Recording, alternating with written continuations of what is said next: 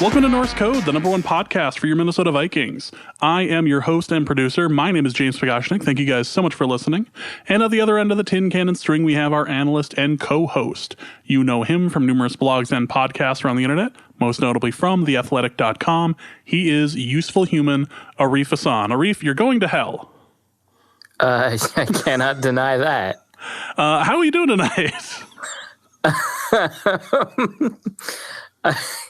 A little more eternally damned than I was 10 minutes ago, but otherwise pretty great. Pre-show stuff is fun. Enjoy the Christmas episode, everyone. Welcome to this episode of Norse Code. We have a fantastic win. We have a win over the Giants to discuss. The Vikings were able to defeat a lesser team and make a rookie look like a rookie for a little while anyway, and not like an all-star who destroys us. This is an upgrade. But before we go toward that, just want to thank you guys so much for listening, for sharing links to the show on social media, on Reddit, for donating to the show. If you hear value in what we produce, you can go to patreon.com/NorseCode and donate to the show there. That's much more of a subscription-based product, so you can do $1 a month, $3.50 to help keep the Loch Ness Monster at bay. Just a reminder that $3.50 or more per month does equal free swag from Norse Code. So if you're interested in something like that, $3.50 a month will get you that. If you'd just like to do a one-time donation, you can do that at paypal.me/NorseCode, just like Sam did via PayPal today. Thank you, Sam, so much. Again, if you enjoy the show and hear value, go ahead and throw us a couple of bucks. It helps keep all of the lights on, helps keep us ad-free, stuff like that, and it allows us to do cool things like the trip to Seattle, where we will be doing a special live taping November 29th at Podolsky's in Seattle, Washington. November 29th, Podolsky's. We do not have a time necessarily. I would imagine sometime between 7 and 8, but nothing has been nailed down yet. But November 29th, we'll be doing the show at Podolsky's. So that is something to look forward to. So again, if you hear the show, if you hear value in what we do, go ahead and throw a couple of bucks our way. If not, just go ahead and throw it up on social media or retweet us, follow us on Twitter. Just kind of get the word out. We enjoy the interactions with people online, and especially when Arif likes to send out screenshots of the fantasy league and watching everyone freak out about the negative amounts the kickers have. They get so mad. It really is. They're so mad that I'm losing because of a stupid rule. They're all pulling for you so badly, and they're all so upset at the crazy commissioner who's clearly sick. It's all your fault, James. I can't believe you held a gun to my head and forced me into this league. Got you into 2 leagues of it too, multiple years in a row. How do I keep kidnapping you? Why do you even have that cursed amulet? It's part of the curse. I can't get rid of it. It's just too bad. Yeah, the interactions through your Twitter feed of that. I was joking earlier before the show how you must live for, somebody got a -25. I have to send this out and just let the confusion reign for another couple hours.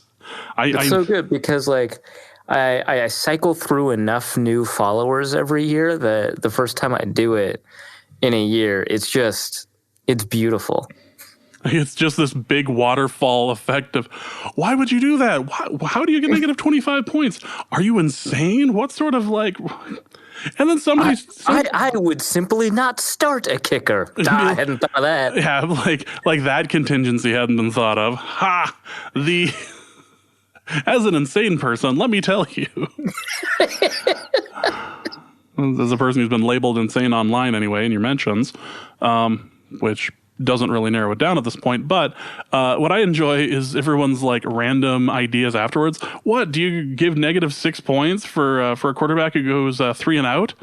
No, but I will take that under advisement next year. Right, yeah. I mean, let's not throw the baby out with the bathwater. Let's talk some more. If there was a site that allowed that sort of thing without me having to wake up early on Tuesday morning and go to PFF and figure out 3 and outs and be well, if a QB rating was this low, then we have to do this amount of negative points. Don't get me wrong, I would be all about it. I'm just in it for the convenience factor because they just automatically have a system in place for negative extra points, and it's just the beautiful thing. It's an incredible league. Oh, this is the only way to play fantasy. If you're incapable of having fun playing fantasy, figure your life out. This is fun. Like it is totally understandable that you can be in a league that you're not having fun in, that you're totally invested in. It's like a money league. Everyone takes it seriously or whatever. But if you're like incapable of having fun, like of being in a league just for fun, yeah, figure your life out, man. It's fantasy football. You can have fun. It is entirely possible. You don't have to be the guy who is sitting at the draft just like 16 cups of coffee. I realize I'm going to be describing Arif here in a second, but like 16 cups of coffee in, 16 to 32 spreadsheets open on your computer, and just freaking out the moment that somebody like grabs the number 2 wide receiver instead of the number 1 in like the 3rd round. Like, what are you doing? What is wrong with you? Like, just freaking out.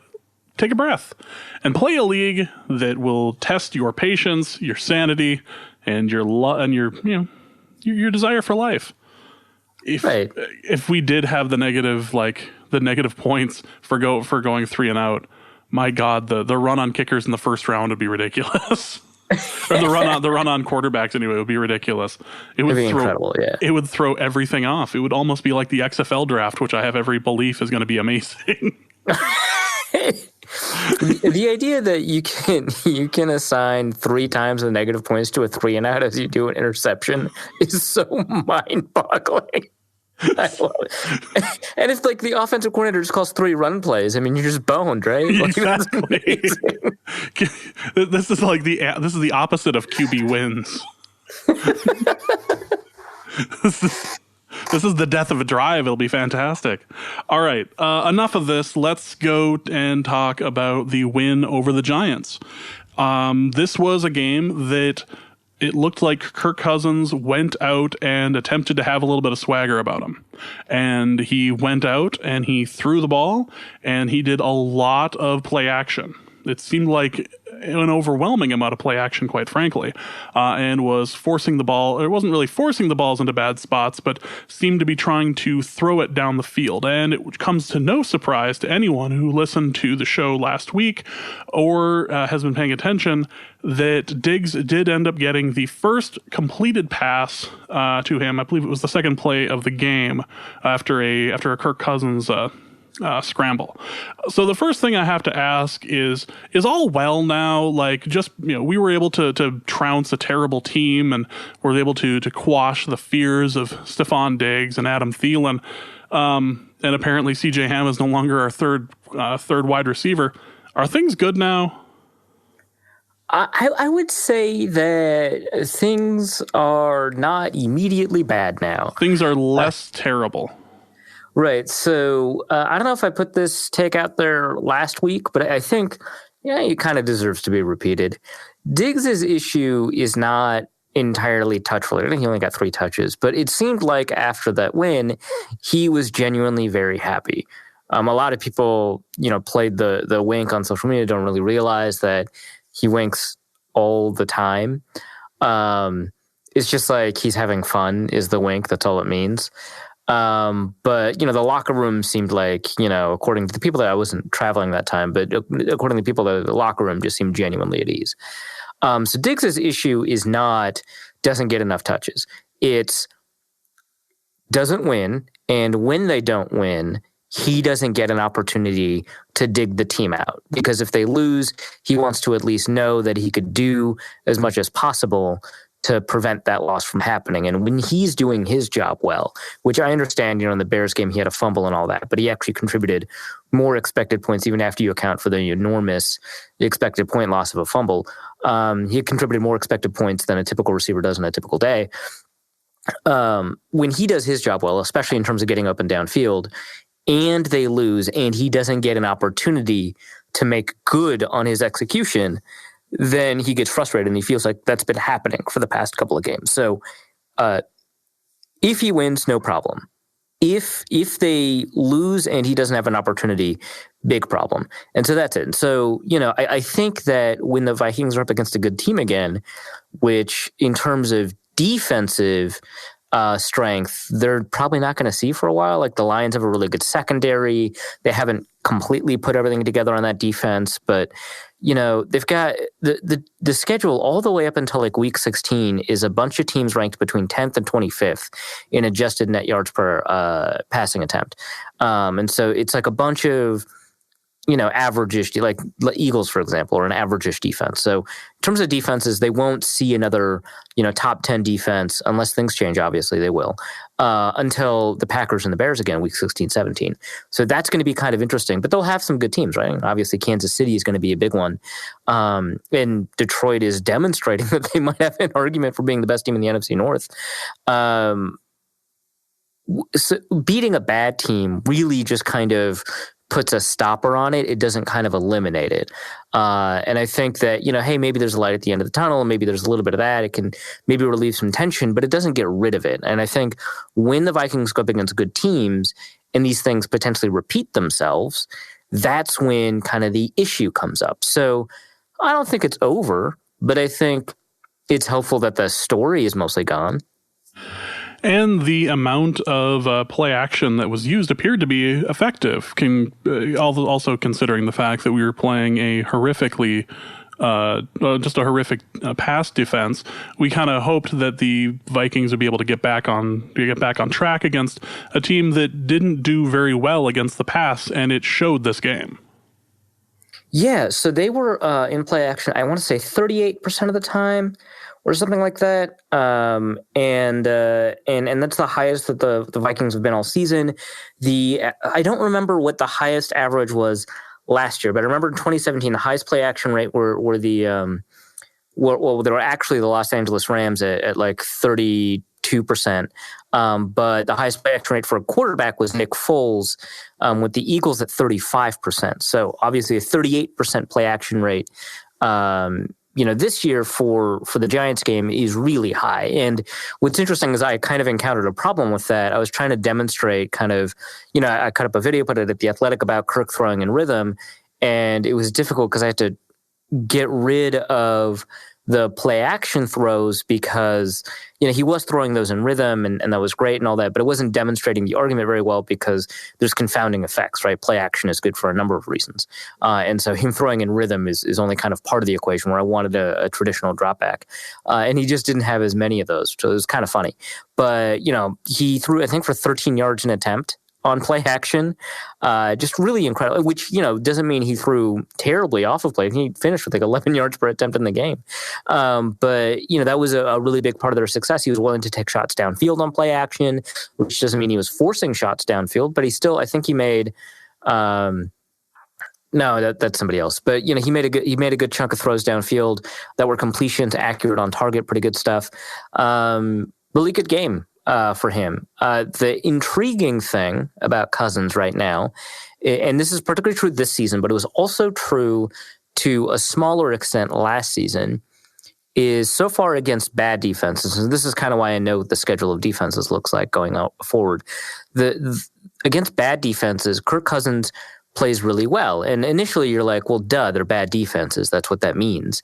But that's not quite the same. He plays better than elite quarterbacks do against bad defenses. And initially you might think, well, if he's playing elite against bad defenses, that just kind of demonstrates how bad they are. And no. If you take a look at specifically how elite quarterbacks play specifically against bad defenses, he is crushing them.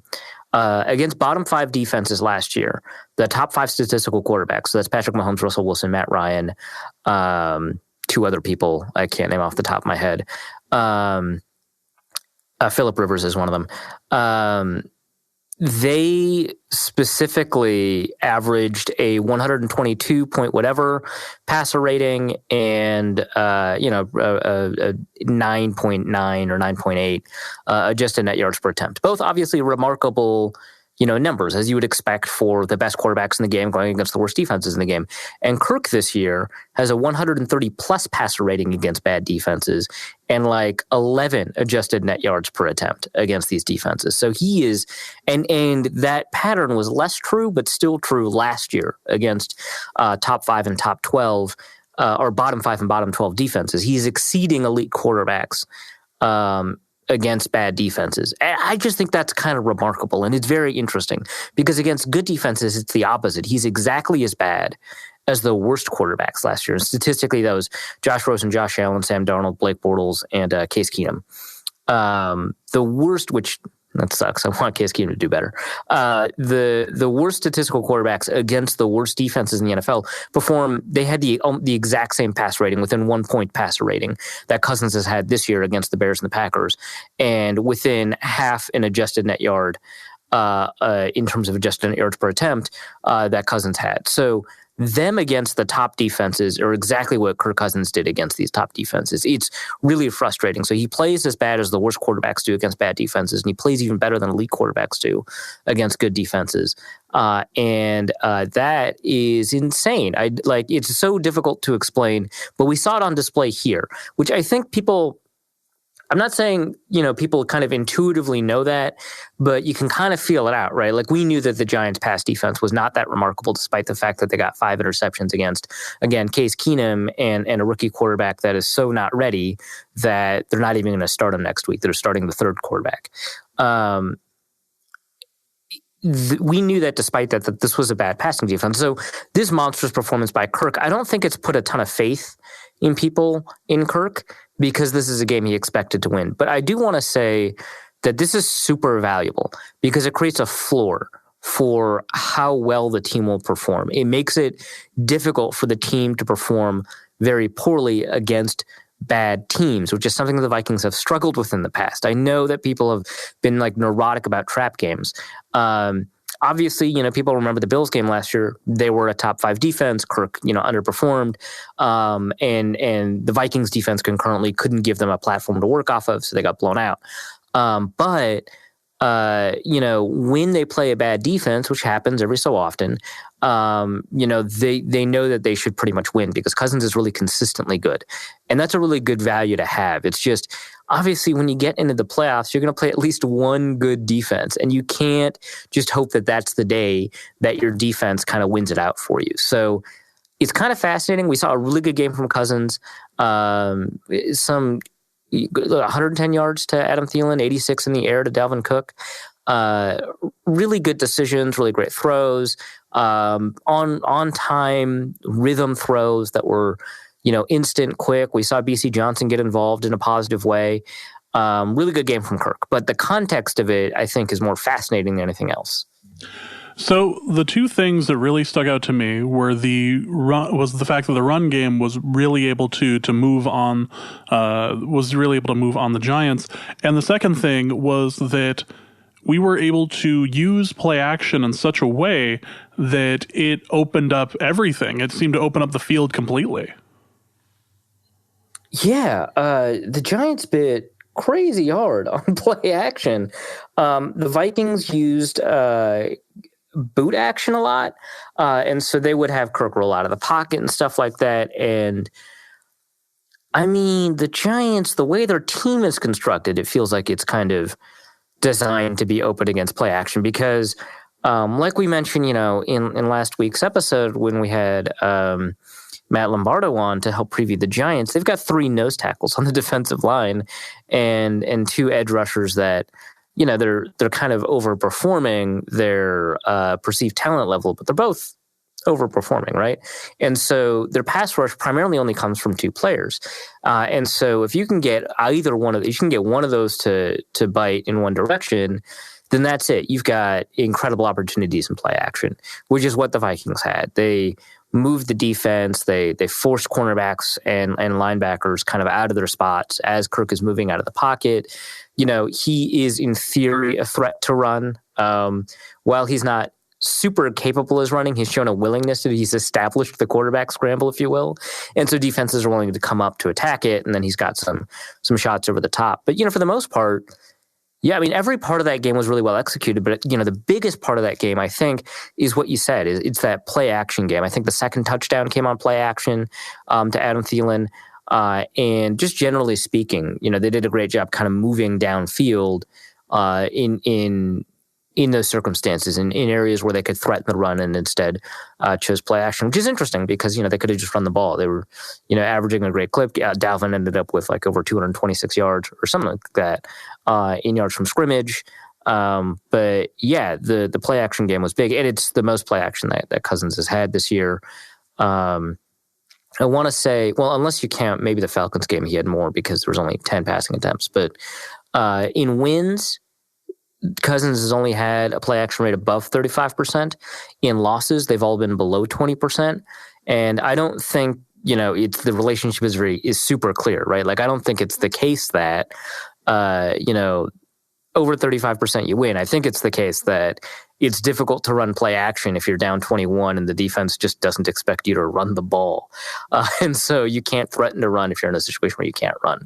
So I think that plays a role in the fact that Green Bay specifically gave up the run so that they could attack the passer and play action passes. I think that plays a role too. And so the Vikings had to shut down that play action game early. But it is kind of fascinating. It was different to watch because Kirk Cousins went out there, and as opposed to last game when he looked quite timid, this seemed like a game where he was just walking into it like, no, I got this. From the very first snap when he took when he did end up scrambling for something like 9 or so yards, like this seemed like this was his game, that he felt like he was going to end up being in control of it. I also do want to point out, because apparently we didn't talk about him nearly enough last episode, that Matheson had one hell of a game too. Yeah. Well, so it's difficult always to talk about, Madison, because he never gets like a ton of attempts in a game. And obviously he's kind of making the most of those attempts. In this game, he like 52 yards on 7 attempts, which is not bad. That's almost 8 yards per attempt. If I'm doing the math in my head correctly, it's more than 7, which would be 49. But what's really curious about this is that his longest gain was only 19 yards. And so that tells you that there's like a level of consistency here. So Madison over the past, obviously against the Bears, nothing happened, but, against the Raiders, he had, I think, another remarkable game. And then when you kind of put it all together, you get this kind of sense that the Vikings have depth at the running back position in a way maybe they didn't before. Because, I thought Latavius Murray was kind of underrated with the Vikings. I thought he played well, especially, Dalvin Cook went down. I thought he kind of performed to the best that you could expect, and maybe even a little better than you'd have typically expected given how his tenure in Oakland ended. And, it was nice to have, players like Mike Boone and stuff. But you kind of get the sense that the running game doesn't lose too much. It loses home run ability, right? And Cook almost had like a 99-yard touchdown run in this game. Just had to be a couple inches to the left and he would have avoided that tackle and had a ton of green space. But, maybe they don't have home run ability, which has been a big part of Cook's game this year. That's like not, a small thing, even though it usually is for running backs. But they've got a level of consistency and ability to generate yards that they typically wouldn't. And so, he could be kind of a bell cow in a way that I don't even think the Vikings were expecting. I think, obviously he had this enormous load in terms of the carries that he had at Boise State. And he took on a ton of carries, especially kind of as the year moved on. And I think other running backs got injured. But, I think that when they were projecting and profiling him, they saw him as a goal line back that wouldn't be able to, crack off these big runs. And so far he's been able to do that. So, I think that there's more information here to tell us that there's maybe some security at the running back position despite the history of injury there. It is worth noting that there was a pretty ugly fumble at the near the goal line by Dalvin Cook where it looked like it ended up getting punched out. And it had that moment of like the Adrian Peterson thing, like, oh God, another red zone fumble. Oh, this is not common for him. I forgot. I've just been so traumatized over the years by Adrian Peterson. This actually is going to turn out okay. And Cook ran just like Cook is slowly becoming. And when you're asked the question, who is the face of the franchise? Like in this particular case, okay, well, you have Cousins, who's paid a ridiculous amount of money to to play mediocre quarterbacking. You have Adam Thielin. Okay, he is the arguably number one wide receiver for the team. Great. Cook is doing some damage out there. Cook is trying to reclaim the whole face of the franchise thing for the running back right now. Yeah, and I think if the Vikings really wanted to, they could make that the case. But, I don't think the Vikings are that invested in the idea. Face of the franchise is just as much about kind of marketing as it is about what's happening in the locker room. And, they could market him as the face of the franchise. And obviously he's in a ton of promotional material, right? Like that's true. But, they don't put him front and center, right? A lot of it is Adam Thielen. A lot of it's Kirk Cousins. Some of it's Stephon Diggs, right? Especially after the Minneapolis Miracle. But Dalvin Cook is kind of one of a number of stars that they have on the offense that they kind of make it, but it's not the same as the way they marketed Adrian Peterson, which, obviously Peterson was this kind of transcendent runner, right? That especially in a time when running backs were a little bit more respected, even among people that aren't as crazy tuned into football Twitter and analytics Twitter, I feel like running backs just don't get as much play as they used to. Like Christian McCaffrey is playing out of his mind, and I don't think he's a national name the same way that Jamal Charles, LaShawn McCoy, Adrian Peterson were. And so I feel like if the Vikings wanted to make him a face of the franchise, they would. He's certainly playing to that level. He's had, one game without a ton of production, but he's certainly playing at this really high level. You could make an argument to be the best running back in the league, or at least the best performing running back this year. And still, I don't think that they want to push it, because I think, maybe they're invested in this idea that it's Kirk. Maybe they're not invested in the idea of kind of localizing around one player, especially a player that, has had some injury concerns and stuff like that.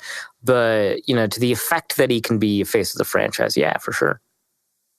So it's also worth noting, before we talk about the defense, that Olabisi Johnson had a really nice game.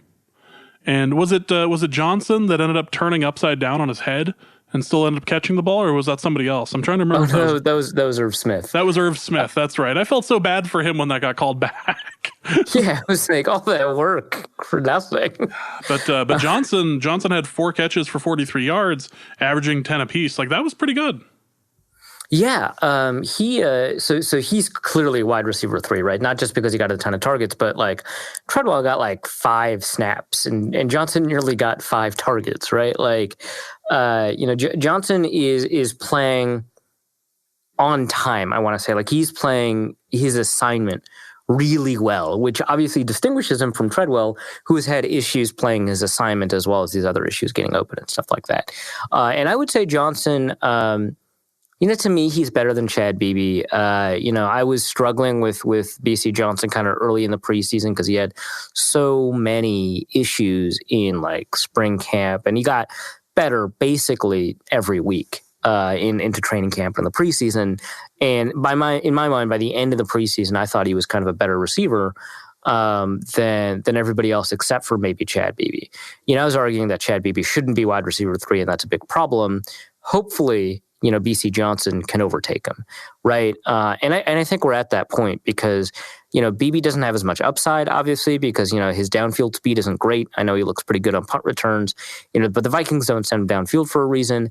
His size is a problem in terms of matchups. His quickness is really great, and that's kind of his biggest asset. But when you've got kind of one tool to get open, then you really need to maximize it. And because his hands are pretty poor, you don't really have an opportunity to maximize it. He drops the ball, I think, way too much. So as a wide receiver, and BB's actually played pretty well this year before the injury. But I think BC Johnson is a really capable kind of player for that function. And so that's really nice to see because he's playing his assignments really well. He's getting to his route depths on time. He's getting open a reasonable amount. The kind of smooth, fluid mover we saw in college, we didn't see a ton of that in training camp. It seems like he's more comfortable because I think we're seeing that, which means he's playing at full speed. We're seeing that in games now, which is really great. So I think, the Vikings could use an upgrade there, right? I think that it would be great if the Vikings, grabbed a receiver in the second or third round, kind of depending on how they want to solve this, offensive line issue or what they want to do at the quarterback position at the end of the year. But it'd be great if they could grab a mid-round receiver and have them beat out BC Johnson. But now it's not so urgent. Like, maybe he can grow in to be a really good wide receiver 3. Maybe he can be as good as someone like Jarius Wright was for the Vikings. But, for now, this is optimism. But I wouldn't say that this solves the problem. And the last thing I want to talk about before we kind of switch it up and go to the defense is that there was a lot of penalties on this offensive line of the Vikings, including Kyle Rudolph. Yeah. So in total, the Vikings are now tied for third, I think, with Jacksonville for total penalties. And they're actually, what's interesting is that I think they're fourth on offense and fourth on defense. And a lot of the ones on offense are on the offensive line. Like, obviously, we've seen some offensive pass interference. We saw one from Diggs. We saw one from Dalvin Cook. We saw one from Thielin. All of them, whatever. But a lot of them are like holding, and some of them are like pre-snap penalties. Most of it seems to be holding right now. But a lot of it's on the offensive line. And Zimmer was able to talk about that today. We're recording on Monday. Zimmer was able to talk about that a little bit today, and he was talking about pre-snap penalties being, more fixable because they're kind of concentration related. They have to, you have to know the snap counter. You have to be kind of aware of what's happening on both sides of the ball. And these penalties happen. He was specifically talking about Everson Griffin on the defensive side, but those penalties happen because of lapses in concentration. And there's ways to kind of be aware that could be an issue going forward. And then he mentioned that a penalty like holding occurs because you're playing with poor technique and you're playing out of position. You're trying to get back into position. Or you're trying to kind of resolve the fact that you're not in position. And so those occur because you're not playing up to the level that you need to be playing and you're trying to make up for it. Which I would argue a decent amount of defensive pass interference is the same. But in terms of the offensive line, I think holding is the issue, and I think that's a demonstration of the fact, especially because a lot of these guys didn't hold all that much in college. It's a demonstration, I should say, of two facts. One is that they're calling it a lot more just across the league, right? And so they're much more willing to call something holding now than they were in the past. So I don't want to ignore that. Two is that it is a demonstration that they aren't playing very well, because if it was just like, they are grabby or that they're penalty prone in general, then we would see it in college. And again, different penalty tolerances, but we would see it more in college than we do now. And I don't recall Bradbury having that issue or Elflein having that issue. I think it's that because they are playing poorly and need to get back into position, we're seeing it a lot more. So I think it goes back to being a talent issue. So, yeah, we're seeing a lot of holding penalties in the offensive line. A lot of it is kind of ticky-tacky. I don't think they should be calling them, but they are trying to emphasize it on the backside of run plays. And it is kind of nice that there's a rule change that benefits the defense instead of the offense. But, it's an indication that it's not just the pressure numbers or, the yards before contact stuff that needs to be addressed. I think it's kind of further evidence that they've been struggling. So before we talk about defensive players, let's talk about some defensive penalties, because there were a lot of odd defensive penalties, including a lot of pass interference on both sides of the ball, really. But Kevin Seifert said something on Twitter last night that really rang true, to the point where other NFL quote-unquote insiders, including Mortensen, were going, no, that's exactly what's going on. Kevin Seifert, former Vikings beat writer for ESPN, now I forget exactly what he does for ESPN, but he's high up on the list. He had said something along the lines of, "It's clear to me that the NFL had to do something PR-wise after the New Orleans game in relation to pass interference. They didn't actually want to do anything. They just wanted to show that they could. And they have no real intention of overturning any of these challenges on pass interference. They just want to do the lip service to show that this is something that they could do if they needed to." And it seemed, after watching several games, especially this weekend, that seemed to be more and more the case. Yeah, there was some really obvious, especially, so we saw, some, especially on Wayne's, whatever defensive pass interference, but I understand why that one was called. And I also understand why, if you have kind of a bias towards the call in the field, which I do think that's fair. Because like, the NFL is trying to allow the officials to execute all their other game functions besides calling penalties. And a lot of that means kind of managing the atmosphere and making sure that there's communication between the players and the officials and, preventing blowups and stuff. And if the players don't respect the officials, it kind of undermines it. So I understand like why you would have a bias towards the call on the field. And the Waynes one, I would say, if you could call it live while you have access to like the slow-mo or whatever, you probably wouldn't call it defensive pass interference. But I get why that one was called. But some of the ones this weekend were just so bad. There was one where, I was like, they're not going to overturn this. I don't like this call. What are you doing? And I saw the replay and I was like, yeah, you're right, but they're not going to call it. And then there was another one that was even worse. I think Frank Reich is the one who challenged it in the Colts-Chiefs game. And it was just so blatant. They called it defensive pass interference, and the guy. Oh, and also, I think the one on Rhodes was like BS, but I don't think they challenged it. Which I guess Zimmer was right not to challenge it based off of what happened in this Colts game. But it was like the worst overturn I've ever seen. It was abysmal, and it like ruins the point of having it. And so obviously, Kevin Seifert's point. Who used to be a Vikings writer and then an FC North writer and now just kind of an ESPN standard NFL writer as he's kind of moving up. Great guy, by the way. He's kind of pointing out that, the NFL was not all of that invested in this idea. And so it was really just about PR. And it's just made the game worse. And I don't understand, because if they used it to actually fix the calls in the field, they don't have to do it that much. We're 5 weeks in, plus we had the 4 weeks of the preseason. And only once has a pass interference been picked up, has been removed. A couple times they've been added, but they've only once picked them up. And so I don't get it, because it makes the league look worse when you're holding the pass interference review to a much higher standard than you're holding any other penalty review, turnover review, scoring review, whatever. I know people kind of don't like the automatic review on turnovers and scores. I like it. I think it's better than the alternative where coaches had to waste challenges on that kind of thing.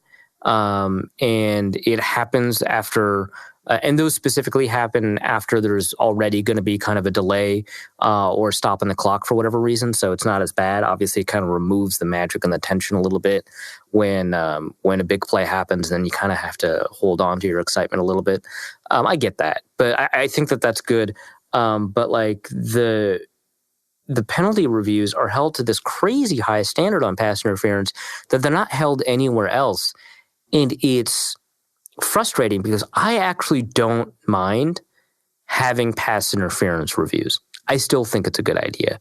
I think the problem is it's not being executed well. It's being executed remarkably poorly. And I hate complaining about officiating. I think that we should be kind of more lenient to the problems that exist in officiating. I think we need to be more cognizant of the fact that we're much more likely to call it for teams we like than teams we don't like. It's weird that all 32 teams think the NFL is biased against them. Even Packers and Patriots fans think that, NFL refereeing is biased against them. Seahawks fans think it. Everyone thinks it.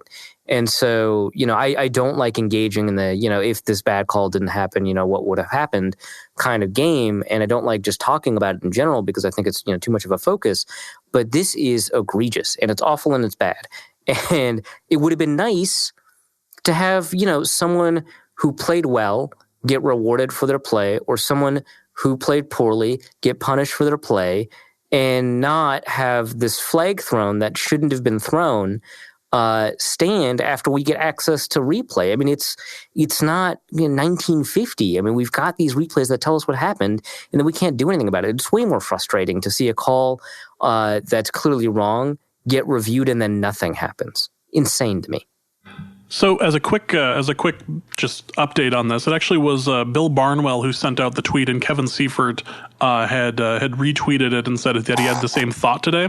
But the actual message from Bill Barnwell was, I think the NFL wanted to institute pass interference replays to satisfy the public outcry for it after the Saints play, but didn't actually want to really institute interference replay.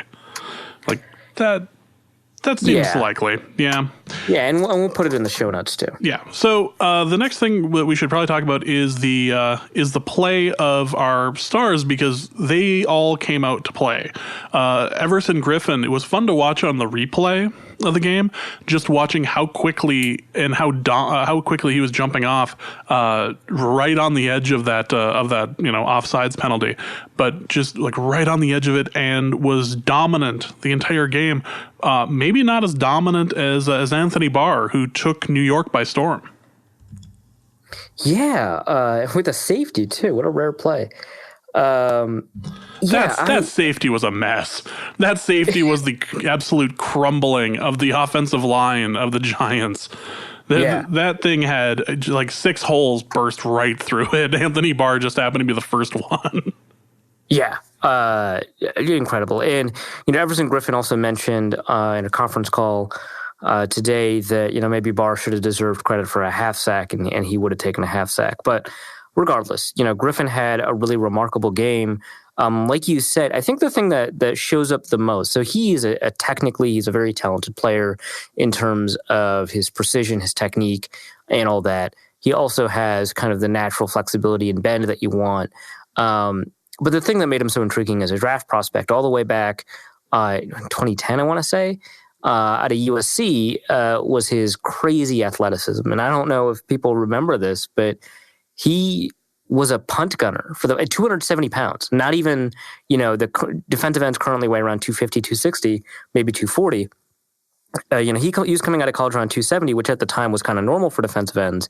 Take a look at, Mike Zimmer's defensive ends, 270, 280, even 290.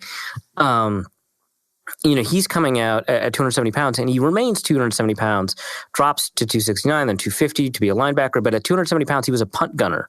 And he was so fast down. It was insane how athletic he was. And we're still seeing it, 31, 32, however old he is, just incredible speed off the snap. And, a lot of it has to do with timing. He's doing a great job timing the snap. I remember Sam Ekstrom tweeted out, wow, he's doing such an incredible job, timing the snap, getting off the ball. He's the first off the line. He's reacting to the snap faster than, even the offensive linemen are. Then he gets called for, defensive offsides because of a hard count. And this was because of a hard count. It wasn't because, he jumped the snap. It's a little bit different, but, which is kind of funny. I mean, come on. But he makes up for it because he draws 2 holding penalties, so net, whatever. But yeah, his get off was just incredible in the game. And the fact that he combines it with his technical knowledge, his ability to kind of study up film on an opponent and all that. He's got a deadly spin move that he's been able to turn into a faux spin move. We saw DeMarcus Ware do it earlier a couple seasons ago. To Joe Staley, of all people. He's the full package, and he's this really remarkably good run defender too. And so, even on plays where, Daniel Jones gets to the outside of him, he has to turn around and chase him down. That's so difficult. That's why quarterback runs are so deadly. He does it, and he's got the athleticism to do it. And so he's been playing kind of out of his mind. Again, a couple of weeks ago, I said, it feels like I don't want to say it because that would mean a lot, but it feels like he's returning to 2017 form. But that's too much. That's way too high a praise. But it really feels like he's kind of bringing it back. Let's wait and see. And now we've waited and we've seen, and he's back at his 2017 form. And I even asked, a couple of defensive line experts. I asked some of the people at PFF. I was like, hey, so it doesn't feel like it would be hyperbole or exaggeration to say that Everson is playing like his 2017 self, right? And they were like, no. He's playing exactly like his 2017 self. It's incredible. And if people remember, before the foot injury in London, which unfortunately we were there for the last step of the game, he was, he's averaging a sack, or he was getting at least a sack a game, averaging more than a sack a game. He had a sack streak, and he was on track, I think, to win Defensive Player of the Year that year. So the fact that he's playing like that, maybe technically he's not getting as many sacks, getting a lot of them, incredible. And Danielle Hunter's playing even better, actually. It's incredible to watch. Yeah, Danielle Hunter is playing out of his mind. And I want to mention Mike Hughes, because he had a really good game at corner. Xavier Rhodes, not as good. Trey Waynes had a halfway decent game, but boy, Mike Hughes was out there and targeted a lot. Yeah, it was interesting. I tweeted that Mike Hughes has mostly had an interesting game because I thought he had some bad plays early. And actually Mike Zimmer brought it up too, so I feel kind of justified. But he had some bad plays that looked pretty bad. Then he had some really remarkable plays, really phenomenal plays. And when you're taking a look at a player like Hughes, who's in his second year, had to miss most of his first year. So in some ways, he's kind of a rookie. He's knocking off the rust from an injury. He hasn't had a bunch of playing time, didn't get to participate in training camp. I think the positives mean a lot more than the negatives, especially when you get to use kind of all of this prior knowledge that you have, that Mike Zimmer was like just dumbfounded at how good he was at picking up the defense, and a rare praise for a rookie cornerback, the position he seems to be harshest on. Knowing all of that and then kind of seeing the positives and the negatives, it's a lot easier to get excited about those positives. And I think that's pretty accurate. I think that the flashes he's shown, and they're more than flashes, they're pretty sustained. But the level of play that he showed, really, good to see, just really good to see, and really gives us kind of latitude for some of these contract questions that we have coming up with, like Trey Waynes, Mackenzie Alexander, and so on. I think that, on one of his amazing pass deflections, if they'd called DPI on him, we'd be talking about this game a little bit differently, and it would have been maybe a justifiable DPI. I think it would have been ticky-tack, but I see it, hand on the opposite shoulder and all that. But, the only thing, if he had just picked up one of those two dropped interceptions, what a game, right? But yeah, for the most part, really good stuff. Trey Waynes statistically is helped out by a really deep Sterling Shepard drop. So that's important because, Xavier, he gave up 61 yards. Almost all of it comes on this deep throw to Darius Slayton. And if that deep throw never happens, or if it's dropped, I think we're talking about this being a good game for Xavier. And so we need to remember, Waynes probably would have given up, 70 yards in this game were not for that. Plus, there's the DPI and stuff like that. I don't think Waynes or Rhodes are playing at the level that their best proponents would say they're playing at. Obviously, I'm kind of a Rhodes defender. I think that he's playing a lot better than a lot of people are saying. I just read in the Athletic article that there are cracks in the secondary, so I'm not saying he's playing, phenomenally, but I think he's playing above average. The coverage confusion between, him and maybe Anthony Barr on the Evan Ingram 14-yard play, don't like to see that. That doesn't happen that often with him, except it happened in week 2 against the Packers for a 39-yarder for Devontae Adams to Harrison Smith. I don't know. If there's more coverage confusions, that's an issue. Obviously, Zimmer pulled him to the sideline, started yelling at him about stuff. That was on the Darius Slayton play. It's tough because, he's lost a step, right? He ran a 4.42 at the combine. He's clearly not running a 4.42 now. Whether or not that means he's, can no longer be an elite corner, yeah, I guess. Whether or not he can kind of change the game with how good of a corner he can be, I don't think that takes that away. I don't think he's running any slower right now than Terrence Newman did at 41, because I don't think Newman was running a 4.45. He ran a 4.37 at his combine, and 41, he's probably running a 4.5 or something like that. Maybe a 4.6, if he's a human. That's still pretty fast for a human, especially at 41. But, he's running downfield and stuff. And I feel like Rhodes is kind of in that same category, and Newman was playing at a really high level. And so you could be in a situation where you could kind of maybe platoon your cornerbacks, if they're all healthy. You can have Mike Hughes rotate in. When Mackenzie Alexander comes back, you can have kind of this rotation of corners that doesn't necessarily involve benching them like it did a couple weeks ago. So, yeah, it's an issue. But, Rhodes allowed 3 receptions in the game. One of them was on a coverage confusion, maybe. So, he's not playing spectacularly, but he's also not getting toasted, right? He's playing above average. People just expect him to be elite. And I understand that. He's got a contract that kind of demands that. But he's playing, above average. He was also almost knocked silly by Harrison Smith. So yeah, that's a good point. And that didn't look good at all. People were complaining, he's injured again. And it's Harrison Smith ran into him. You see what this dude does every week. He had the Godfather 2, I knew it was you, Fredo, I knew it was you all along. Like, dude got knocked silly. Not as bad as the quarterback for the Steelers, mind you. That's on a whole new like UFC level. But yeah, Harrison Smith ended up just clocking the guy with his shoulder pad, and it looked so rough. It was like, oh yeah, you know what? You take those next 18 plays off. That's totally fine. I will not. I will not criticize. It's not like he got toasted deep and was like, my hamstring again. I don't know. It was like, yeah, Harrison Smith hit him in the head. He's out.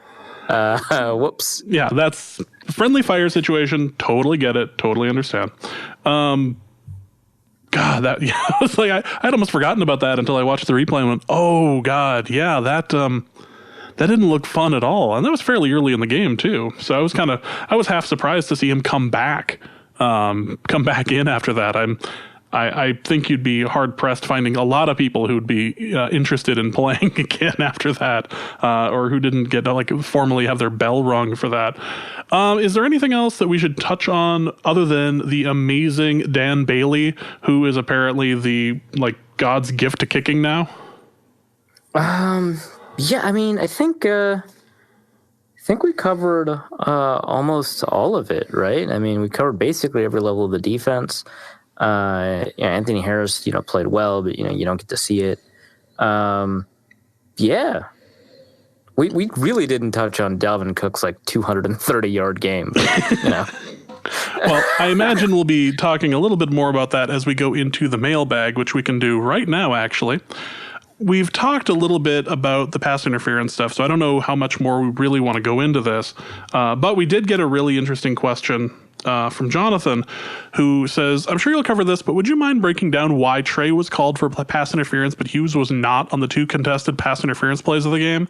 I'm not really confident that either play was or was not pass interference, but I don't really understand why one was called and the other was not. In both cases, it seemed like the defender was at the spot where the ball was coming down, had eyes on the ball, and at least one hand on the torso of the receiver.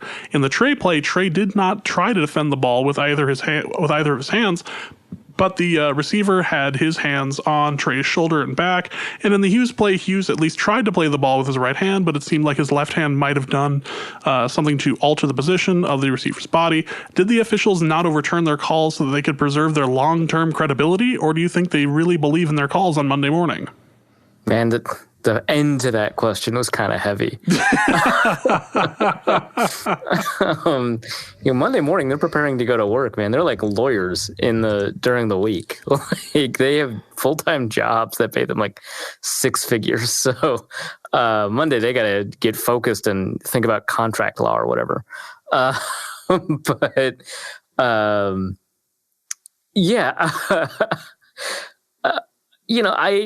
Long question. Don't want to shortchange you, but I agree with you. I think the Hughes penalty or the Hughes non-penalty is more of a penalty than the Wayne's penalty was. It sucks, especially, slow motion. It's always it always looks like more of what you want to see because that's just human nature. But and we've talked about this in the past, when you slow things down, there's more intentionality and all that.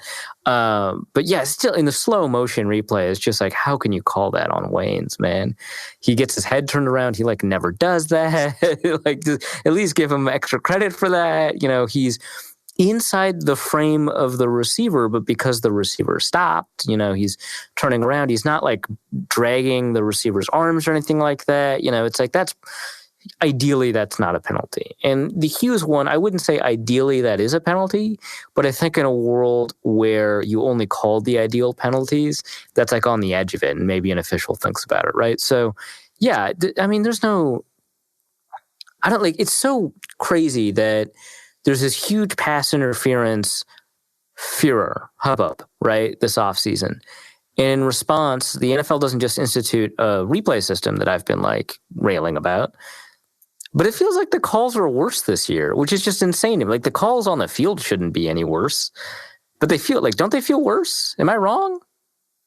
I feel like they're taking more away from they're not letting them play as much. I don't know if you could statistically say that they're being called more often, but somehow it seems like they're being called at worse times.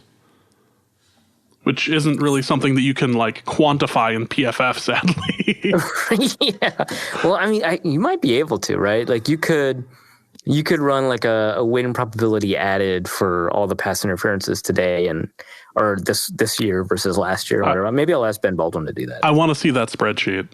That would be good. But, I just want to see that thing smoking and or on fire.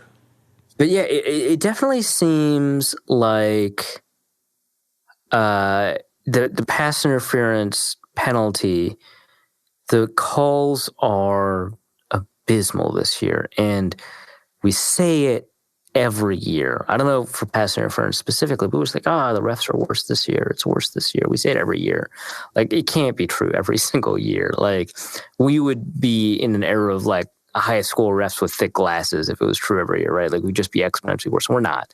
So, we have to slow our roll when we say stuff like it's worse this year, because it usually is not.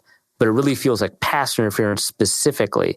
And honestly, I think some of this other stuff is not that bad. Like the holding stuff, yeah. But, as a person who watches the Vikings, maybe it's just happening to the Vikings more often. When I'm watching these other games, these primetime games, and I get rid of all the pass interference, which is hard to do like emotionally because I'm just responding to the refs based off of like what I'm feeling. But if I'm like pulling away all the pass interference stuff, mostly I think they're doing an all right job. Like not always, right? The spots are wrong and stuff like that. But I think they're doing a better job than they're given credit for on the non-PI stuff. But the PI stuff is just abysmal. I don't get it. Like I don't like what like okay, so there are a bunch of new officials this year. That might be a reason. Or maybe not this year, maybe over the past 2 years, there have been a bunch of new officials. A bunch of officials have retired. And so that might play a role. But like on prime time, you've got like, or not even just prime time, like the noon games, right? So you've got this rules analyst for Fox, Mike Pereira, former head of officiating. And then you've also got another former head of officiating, I think for CBS or whatever, for primetime games. And like, they're usually very differential to referees. And they're both like, that's terrible. I cannot believe that. And like when the former cops are like, man, you're copping really bad. Like that's rough. You don't see that a lot. But on like prime time, like I don't think I've seen that before. And maybe that's a good way to quantify, how much worse the reffing is. Because, he's just like, that's terrible. You can't call that. Like, oh, okay. Or hearing them actually declare, well, that would be really ticky-tacky if they actually went through with they certainly did. They certainly did end up calling that. Like, yeah, that's rough. Iowa Josh says, it seems to me that they played a crappy team and are still just as bad as they were a week ago. Yes or no? I mean, what does that mean? Like, they're still as good as they were, right? Because they've crushed these bad teams. I don't know. Is this where we go into the argument of like good teams beat bad teams? End of story. Ignoring the fact that, good teams also tend to beat other good teams. Right. I would say that we don't have enough information. So I guess the default is they're just as quote unquote bad as they were a week ago. I don't know. This is a good sign. Or it's showing a movement in a positive direction anyway. Brian Jellerson asks, why was our red zone offense so ineffective? I'm glad Bailey was on his game. Bailey really was. I put out the tweet asking who had the better game, Cousins or Bailey, and I love our fans. I love our Twitter followers for choosing Bailey over Cousins. I mean, he was perfect. Cousins, he had like a couple throwaways. He missed 2 throws that weren't throwaways. Mm-hmm. Not perfect. Took a couple of unnecessary sacks by holding onto the ball too long. Like, not perfect. Not as perfect as Dan Bailey. God's gift to kicking. No. So what is with the red zone offense? Well, so first, I think it's difficult to come away with an argument that is in any way persistent, right? Like, so first of all, red zone performance is like crazy unstable from game to game, but even year to year. The quarterbacks are the best in red zone percentage or red zone completion or red zone. So the problem is there's also a bunch of different ways to measure it. Like red zone success percentage, red zone touchdown percentage, red zone first down percentage, red zone completion percentage, red zone passer rating, a bunch of different ways to look at it. But all of them are not stable from year to year, and they're definitely not stable from game to game. So it's very difficult to say this is the reason why they were bad in the red zone. I would say that, and I haven't looked at specifically the red zone opportunities in depth. Both of their scores came in, both of their touchdown scores did come in the red zone. One, I think 9 yards out, another one 15 yards out. So, not all bad. And I think one of the kicks was from outside the red zone. So what is that, like 5 for 5? Or rather like 3 or field goals, 2 or touchdowns. It's off the top of my head. Maybe I'm wrong about kind of the red zone conversion percentage, but yeah, I wouldn't say, I think it was just frustrating because they were really close in the red zone. Like they weren't hovering at the 19. They got pretty close and then they got moved back on penalty. And then, so I think that some of it is just kind of chance and variance and stuff like that. I don't think there's a reason yet. Like, I don't think you can say this is the reason because I don't think it's necessarily a thing that we'll see from game to game. Now, I think, so the Vikings right now rank 13th offensively in red zone success percentage. Which is good, right? Like that's better than 17th. So it's better than average. But, whether or not they consistently have an ability to score touchdowns, it's difficult to say. Like they didn't get a ton of red zone opportunities against the Bears and the Packers for obvious reasons. So it's difficult to say that they had a problem in this game that we'll see in other games or that was like a problem. I think, a couple of plays here and there, and that's just what happened. Next question is from Brad, who asks, James, Arif, and the ghost of Dusty, hashtag keep Dusty alive, are there any analytics on kicking field goals and the relative position between the uprights as a function of distance to future success? What if we just use it to try to predict the exact next kick versus long-term future? So another way to phrase it based off of my reading this question is how close to the center of the field goal target is the ball, right? And if we have the ability to measure, how far away from the uprights, the individual uprights, or, even if it's wide, right? If it's wide by inches, that's a lot better than if it's wide by 20 feet. So distance from ideal, which is straight down the center, does that give us, insight? I would say to the best of my knowledge, we don't have that data. I don't think we know. So intuitively, obviously, that kind of makes sense. Kickers, when they practice in NFL facilities, their uprights are very narrow. They're narrower than they are actually in the NFL. Under, I think, a fairly intuitive theory that if you could make those kicks, you can make them in NFL games when it's a little bit easier, or at least gives you kind of latitude for the pressure of a game. No, we don't have that information, but it would be cool. And I think you would be able to use it if that data existed to, I think, better predict, future field goal success. What is a better move, punting it and having it at the 5-yard line or closer to the end zone, or kicking 3 points? Is there any case where it's better, like a dominant pass rush, where it gives the offense a hard time to convert to get a first down, and it gives an opportunity for a safety, and has the possibility of returning great field position? Anything on that? Yeah, so I think so this kind of assumes, I think, that you're not automatically getting the 3 points. So the question, the way it's phrased, kicking 3 points, it seems like it's, just 3 points. And every single time an automatic 3 points is better. I shouldn't say every single time, but 98% of cases, the automatic 3 points is better than the punt. The only instances where I would say where it's better to have the punt than the 3 points are to prevent a comeback scenario where the 3 points don't meaningfully improve your winning percentage, right? So if you're up by, 3 and you kick to 6, in theory, you think that would improve your winning percentage, right? Because now they have to get a touchdown before they decide to get a field goal and go to overtime. But because teams call more aggressive plays when they're down by less than a touchdown than when they're down by a field goal or less than a field goal, it's actually teams tend to win more often when they're down by 6 points than when they're down by 3 points, which is a good indictment of NFL end-of-game play calling because there's no reason that should be the case. It should be more difficult at the end of the game to score a touchdown than it is to score a field goal. But that is the case. And so in end-of-game scenarios, it's better to punt and force them to drive for 95 yards. Now, if you get to and so this is a scenario where you get to choose between knowing that the punt lands at the 5 and knowing that you'll make 3 points.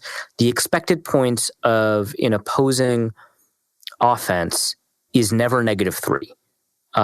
If you're there at the 1 yard line, it's like -1.9. Which is not to say that a safety is very likely. There's a lot of things that go into those expected points, like the likelihood of a turnover on a long drive and stuff like that. But because on average teams never score negative or never have a -3 point expected points, it's always better to go up by 3 than to pin them back. So that's true 95% of the time. It's only when you're managing these end of game scenarios and like the difference between 3 points and 6 points is not as big in winning percentage as getting them on the 5 yard line. Plus, I think technically punts drain a couple of seconds more off the clock. So there's that too. I don't think that like, say a dominant pass rush or anything like that, changes your calculations there too much. Cause I think if you have a dominant pass rush, they're likely to run the ball to get out of the end zone. So you're not likely to get a safety, right? If you've got, this great offense, does that change what you do? I mean, maybe you go for it, but I don't think it changes the field goal versus punt, calculus. Next question is from Luke Braun, who asks, I can never say Afidi, Afidi's last name. It always. So first of all, you can't even say his first name. It's Afadi. Afadi, yes.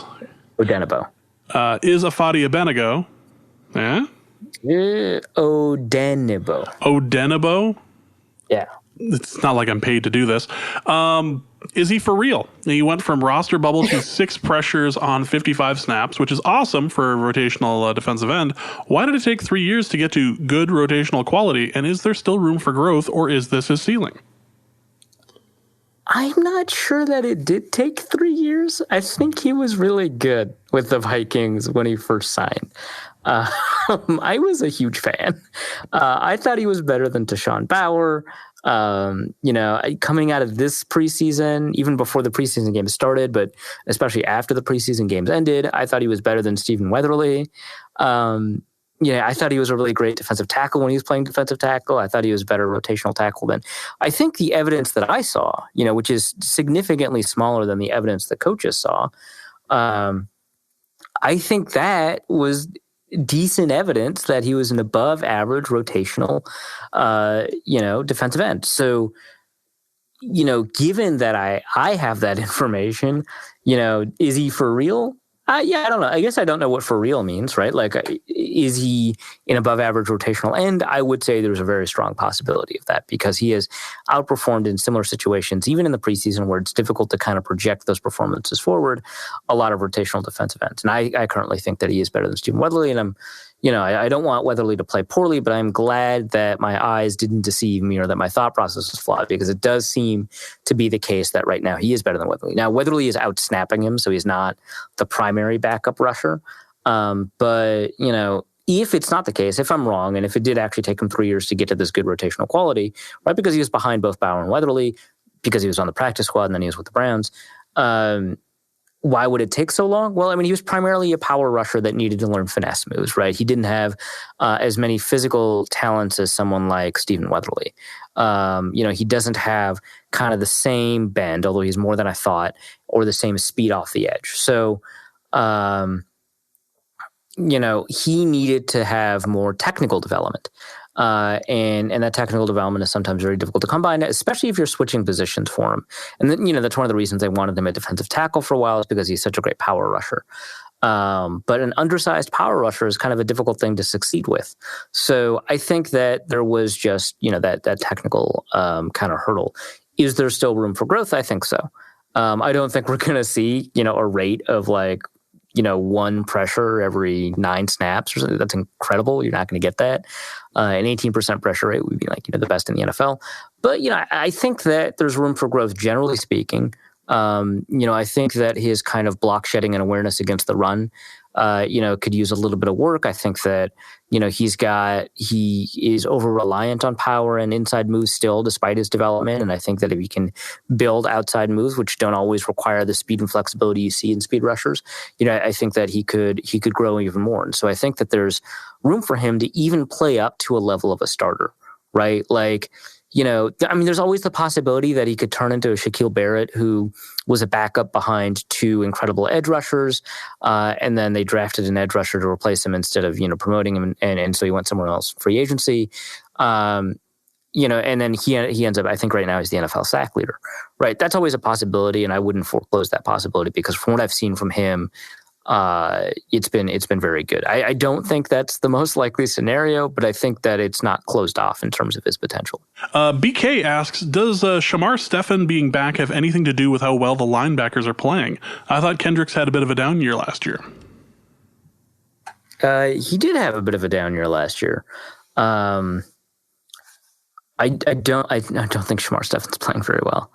He's playing a lot better than I expected, honestly. So I was very critical of, the amount of guaranteed. And I thought, the way that he played, there's even a possibility that he's not on the roster anymore, which is not possible given kind of the guaranteed money that he was offered. So, I had to walk back that take. But, I was very critical of him in the offseason. He's outplayed my expectations, but I don't think that he has played very well. So I don't think it's because Shamar Stephen is eating up blockers. It does help that Linval Joseph is playing a lot better, and I think he's eating up blockers, and he's doing a very good job of forcing double teams more often this year than last year.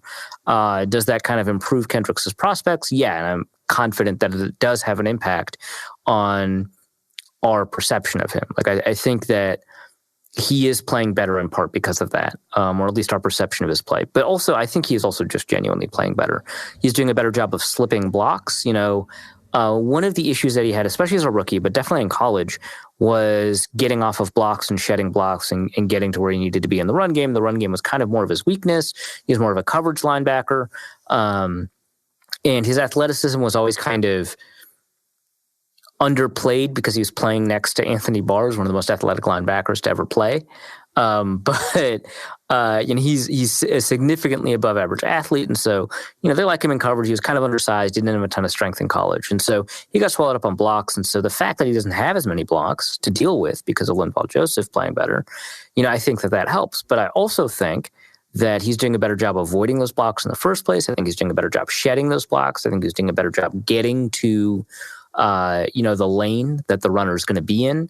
His instinctiveness last year, it felt like that dropped off too, which is crazy. I don't know why that would be the case, but it didn't feel like he was playing at kind of the same mental speed that he's been with the Vikings as kind of one of the more instinctive linebackers in the NFL. So all of that has, improved, right? Like I think his instincts are the same as they've been for most of his NFL career, but I do think that he's doing a better job intuitively avoiding a lot of those blocks. And then when he does get, hitched up on blocks, he's doing a better job shedding those blocks. So I don't think it is just, and he's playing better in coverage than we've seen in a while too. So I don't think it is just Linval Joseph getting better or, in a world where Shamar Stephen is actually eating up blocks and just happens to look bad at some of his other responsibilities. I don't think it's that, because when we do see him engage with blocks, when we do see him dealing with second level blockers and stuff, he's doing a better job specifically in those isolated scenarios than last year. But I don't want to ignore the fact that having Linval Joseph play at a higher level probably has an impact on our perception of how the linebackers are playing, and they both seem to be playing a lot better this year. Speaking of, we could also go to Zen Cubit's question, who asked, was this Barr's best performance as a pro, and can it be attributed to Kendricks' wearing braids for the first time ever in a game? Sort of like a Samson buddy system. Who's playing better overall, Danielle or Griff?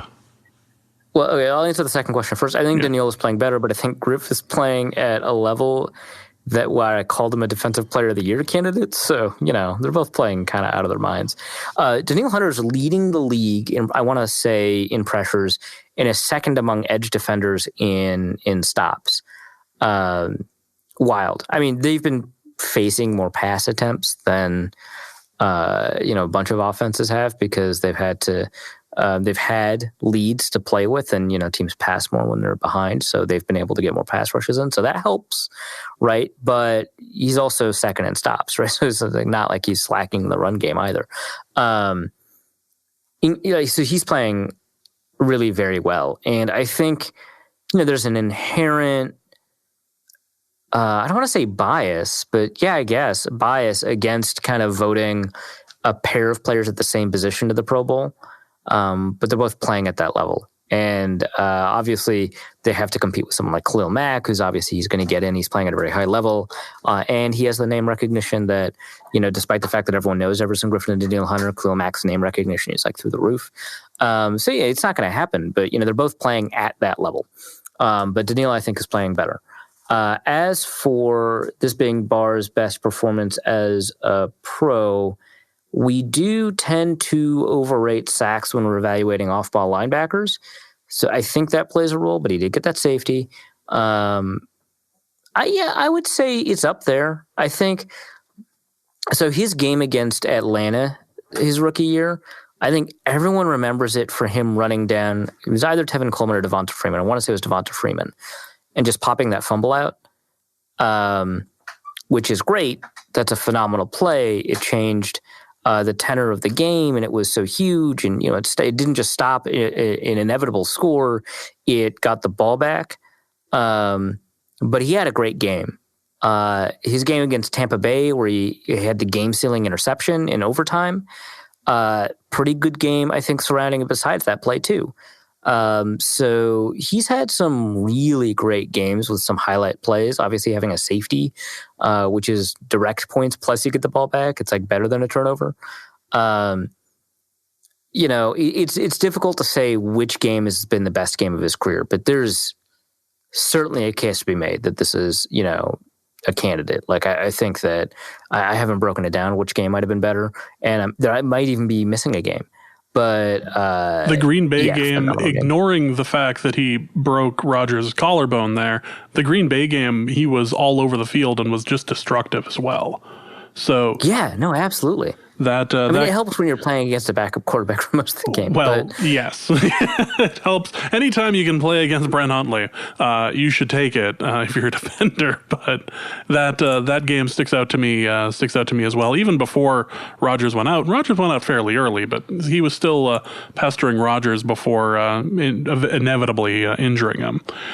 Before we get to the last question, I did want to briefly mention something that we didn't do a ton of talking about, and I for some reason thought there was a question about this in the mailbag, but Cook exploded for like 200 yards through the air and on the ground, and was just an absolute beast on Sunday. Where did this? Do you feel like this is just the situation of like all the rust is knocked off, everything is kind of falling into place for him, and the offensive line is really built around more of like a run offensive line, or how exactly is this happening? Yeah, I would say I wouldn't say it's the offensive line blocking. I would say it's the scheme putting him in as good a position as possible and giving him kind of multiple opportunities when the offensive line kind of fails, which is one of the advantages of his own scheme. Like you lose the advantage of having multiple bodies at the point of attack and clearing out these lanes for these big gains. But you gain the advantage of having kind of multiple holes for the running back to cut through. So I think it's less the offensive line, although I do want to say, so Klein actually didn't perform all that great yesterday. I think PFF is kind of undergrading him. I think that Elflein and Bradbury played poorer than they graded, and I think Klein played better, but he didn't actually have a great game. I mean, Brian O'Neill played, but like Klein overall in the games that he's played has been great. Riley Reif has been good. Brian O'Neill has been fantastic. And so in the run game. And so, that helps, right? But, with the as much penetration that Elflein and Bradbury are giving up in the run game, I would say that more of it has to do with, Cook kind of playing into his own and the scheme kind of enabling him, because he's always been this talented.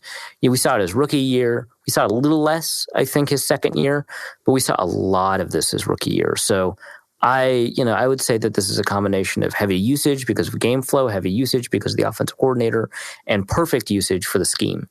But I mean, he was kind of always this talented.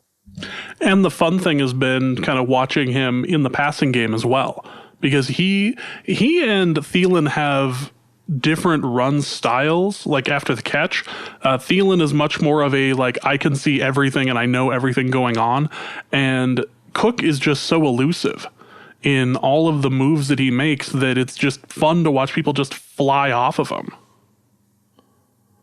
Yeah.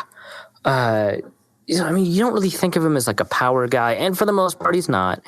But like his ability to kind of change the tackling, and this is one of the reasons I like Kareem Hunt so much in the draft, off field aside from what happened later, was, I compared Kareem Hunt to Marshawn Lynch not because of the raw power, but because of the way that they absorb contact or take on contact or angle their body against contact. It made it difficult for tacklers to roll their weight or power through into them, and it made it difficult to complete a tackle. It was easy to slip off of a runner. Cook doesn't quite have that quality, especially to Lynch's level or even to Hunt's level. But he does have an element of that quality. And then he also gets to add, kind of his lateral explosiveness, his speed, his just general agility, his jump cut ability and all that. And so, plus he's got, I think an underrated amount of power. But yeah, he combines kind of all of these together to kind of put together a package that, will allow him to either kind of get around people or run through them a little bit.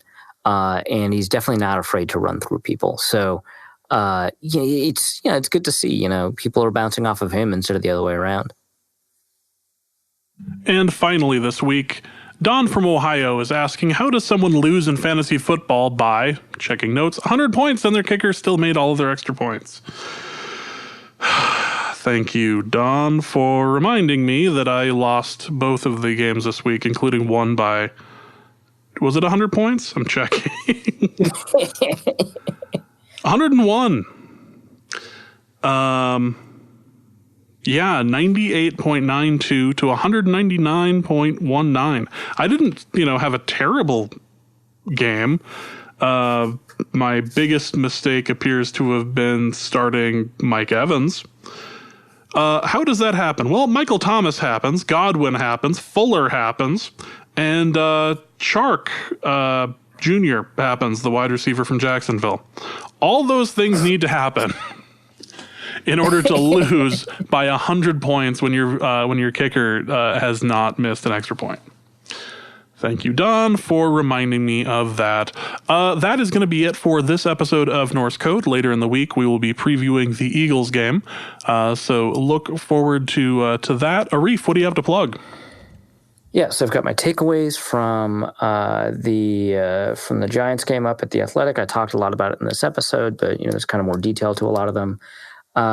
Plus, I've got a piece on Everson Griffin coming up. I might, preview the Eagles game. I don't know what I'm going to write this week, but, check it out at The Athletic. There may be words to paper. It could happen. Yeah, right. Maybe. So that is going to be it for this episode of Norse Code. Thank you again. Thank you once again for listening. For Arif, for Dusty, my name is James. Thank you guys so much for listening. And please remember that revenge is a dish best served funky as hell. And we will see you later this week. Norse Code is the largest and only division of Norse Code LLC. You can find Norse Code on the Daily Norseman, SB Nation's Vikings blog at dailynorseman.com. You can also find it on iTunes, Stitcher, Google Play Music Podcasts, Spotify, or wherever fine podcasts are aggregated. Our Vikings blogger extraordinaire and generally useful human is Arif Hassan, and he can be found on Twitter at Arif Hassan NFL. I am your producer and co-host, and my name is James Pagashnik. You can find me at the show's official Twitter feed at NorseCodeDN. If you'd like to donate a few bucks to the show, you can make your one-time donation at paypal.me/NorseCode, or a recurring monthly contribution can be made by visiting patreon.com/NorseCode. Any questions or comments that won't fit in a tweet can also be sent to norsecodepodcast@gmail.com. On behalf of the Norse Code staff, we thank you so much for listening. Our formula is this. We go out, we hit people in the mouth.